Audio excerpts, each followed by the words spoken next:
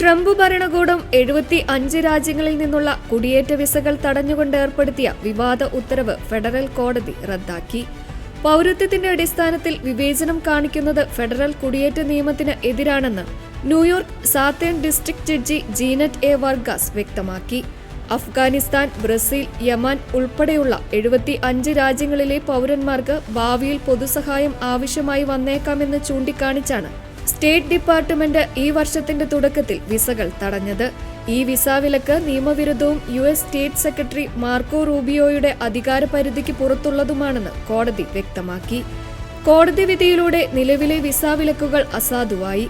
ഇത് ബാധകമായ കുടുംബങ്ങൾക്കും വ്യക്തികൾക്കും വീണ്ടും കൃത്യമായ പരിശോധനയിലൂടെ വിസ നടപടികൾ തുടരുവാൻ അവസരമൊരുക്കും.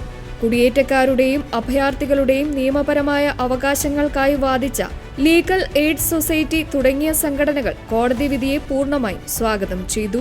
US സ്റ്റേറ്റ് സെക്രട്ടറിയുടെ അധികാരപരിധി ചോദ്യം ചെയ്യപ്പെട്ടതും പൗരത്വ വിവേചനം തള്ളിക്കളഞ്ഞതും ആഗോളതലത്തിൽ കുടിയേറ്റ രംഗത്തുണ്ടായ വലിയൊരു നിയമപരമായ മുന്നേറ്റമായാണ് വിലയിരുത്തപ്പെടുന്നത്.